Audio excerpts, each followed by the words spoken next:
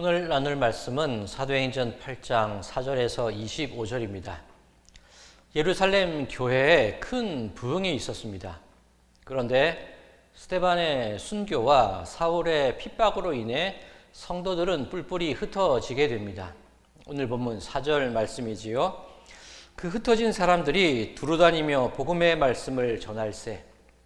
초대교회는 개척 당함의 역사입니다. 하나님께서는 교회를 그 흩어진 사람들을 통하여 세우게 하셨습니다. 오늘 본문 5절입니다. 빌립이 사마리아 성에 내려가 그리스도를 백성에게 전파하니.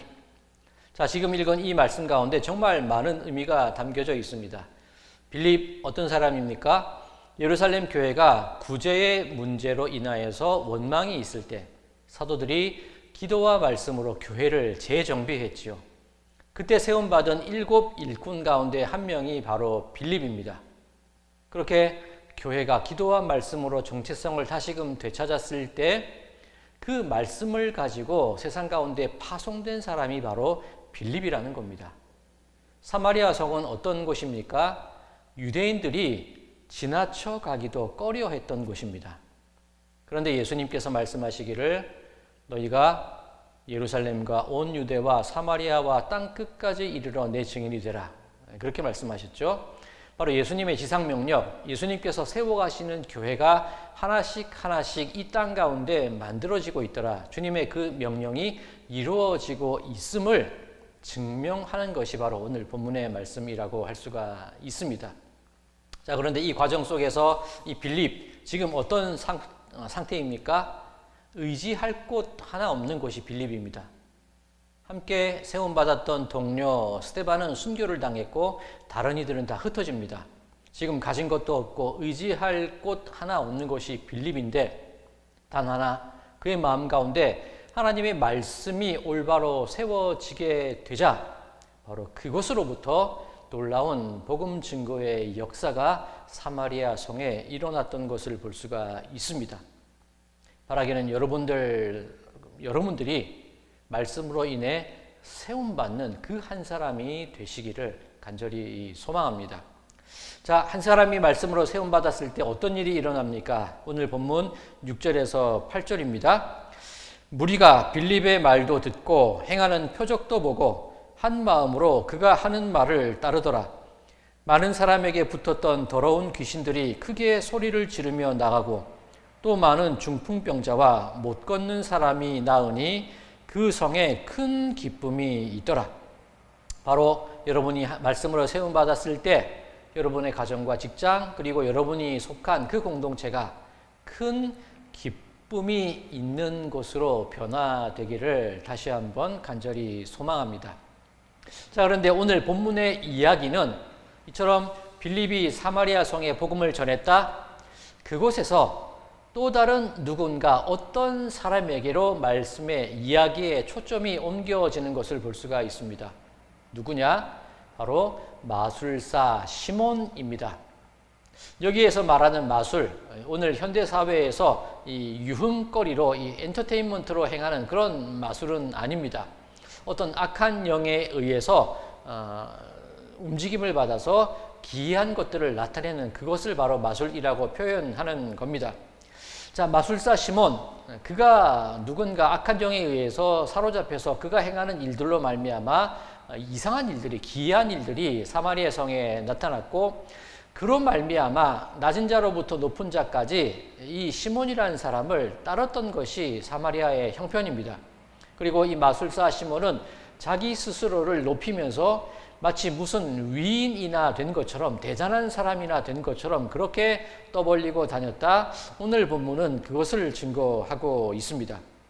자, 그런데 빌립에 의해서 사마리아 성 사람들이 복음을 듣고 세례를 받게 되자 이 마술사 시몬 역시 세례를 받게 됩니다.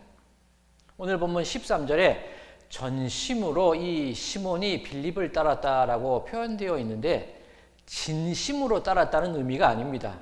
그저 이 빌립이 가는 곳마다 쫓아다니면서 빌립이 행하고 있는 그 놀라운 것들을 놀랍게 바라봤다. 그런 뜻으로 이해를 하시면 됩니다.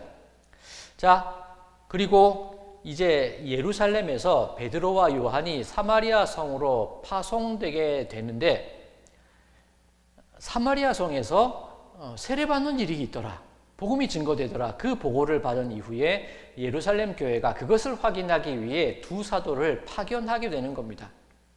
가서 확인해 보니 정말로 복음이 전파되고 정말로 세례받는 사람이 있었습니다. 그런데 아직 성령이 임하지 않았다. 그래서 베드로와 요한이 안수하여서 성령이 임하게 되는 놀라운 역사가 일어나게 됩니다. 자, 이때 마술사 시몬이 한 가지 청탁을 두 사도에게 하게 되는데 돈을 주면서 나도 성령을 임하게 하는 그 능력을 가질 수 있게 해달라고 그 능력을 좀 나에게 팔라고 그런 청탁을 합니다. 돈으로 성령을 사려고 한 것이지요. 당연히 이 두 사도는 마술사 시몬을 책망하게 됩니다. 자, 그런데 이런 일이 왜 일어나게 됐을까요? 자, 오늘 본문 9절과 10절 마술사 시몬을 소개하는 말씀인데 이 구절을 가만히 읽어보면 왜 마술사 시몬이 이런 마음을 품었는지, 왜 어떤 일이 일어나고 있는지를 우리가 확인할 수가 있습니다. 오늘 본문 9절과 10절 말씀입니다. 그 성에 시몬이라 하는 사람이 전부터 있어 마술을 행하여 사마리아 백성을 놀라게 하며 자칭 큰 자라 하니 낮은 사람부터 높은 사람까지 다 따르며 이르되 이 사람은 크다 일컫는 하나님의 능력이라 하더라.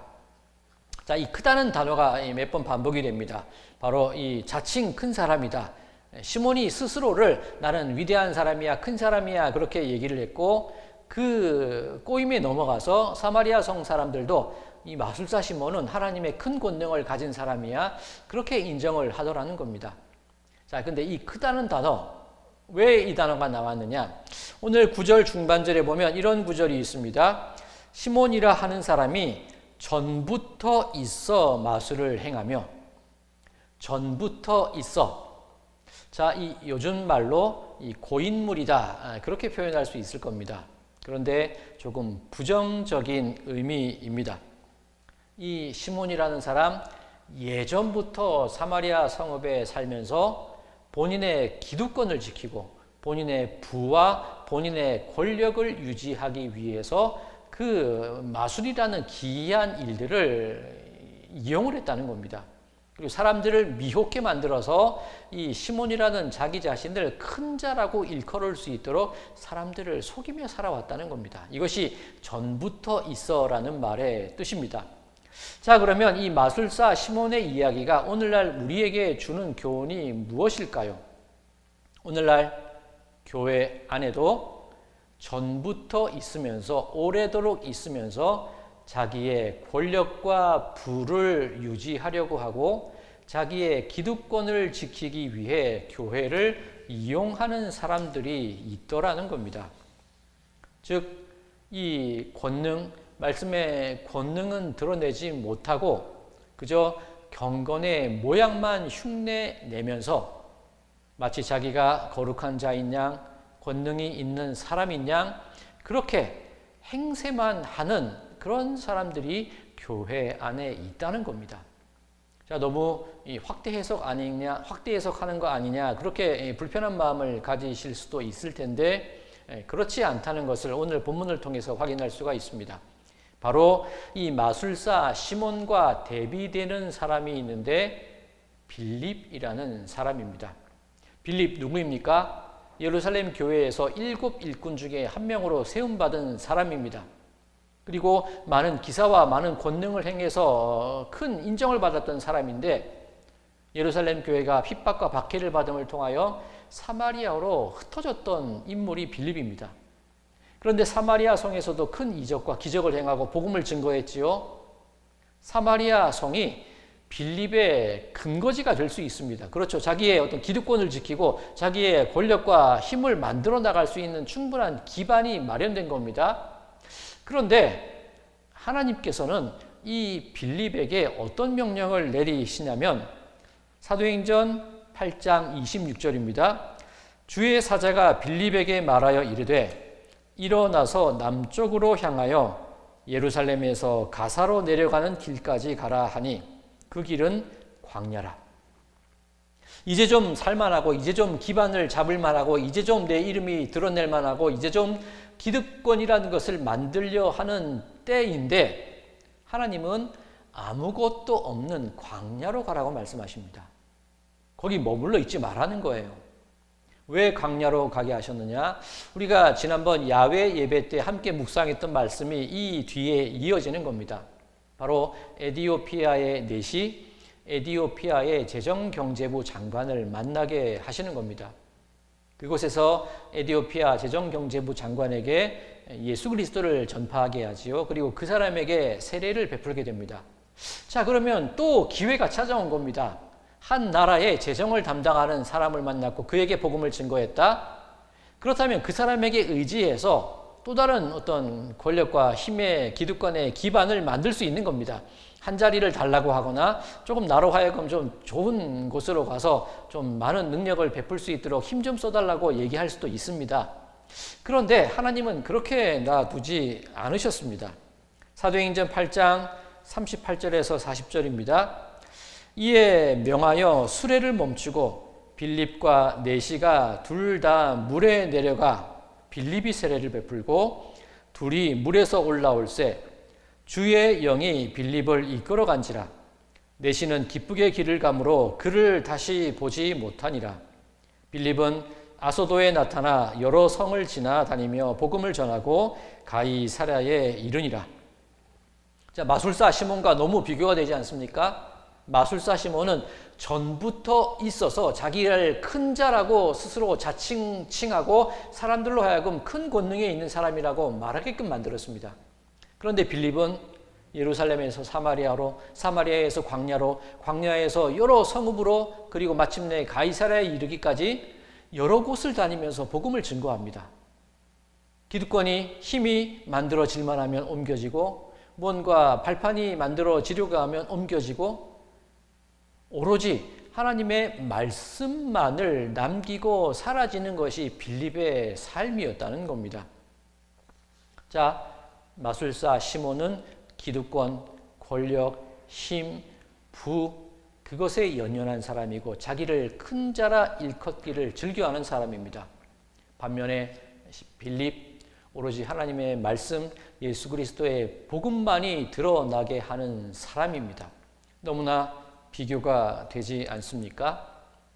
사랑하는 성도 여러분들, 교회는 기득권을 지키는 자리가 아닙니다. 교회는 권력과 부를 이어받는 곳이 되어서는 안 됩니다. 교회는 사람이 움직이는 곳도 아니고 돈이 움직이는 곳도 아닙니다. 교회는 오로지 말씀에 의해서 세워지는 곳이고 하나님의 은혜로 말미암아 움직여지는 곳이 교회이어야 합니다. 초대교회의 역사는 철저히 그렇게 하나님의 말씀에 의해 세워지고 하나님의 은혜에 의해서 세움받았던 곳, 사도들의 권능, 놀라운 힘을 가진 사람의 힘 그것이 아니라 오로지 말씀만이 남아지고 사람들은 사라지는 곳이 바로 교회였음을 기억하시기 바랍니다. 바라기는 하나님의 말씀만 붙잡고 살아가시고 하나님의 은혜만을 사모하며 살아가시는 여러분들의 이 하루가 되시기를 소망합니다. 그리고 바로 여러분들이 말씀 가운데 세워지는 바로 그 한 사람이 되시기를 소망합니다. 그렇게 될 때 여러분들의 가정과 직장과 여러분이 속한 공동체가 큰 기쁨을 얻게 되는 놀라움을 경험하게 되실 줄로 믿습니다. 바로 하나님의 말씀에 의지하시고 하나님의 은혜에 모든 것을 맡기심을 통하여서 그렇게 세움받는 교회의 사람들이 되시기를 주님의 이름으로 간절히 축원드립니다.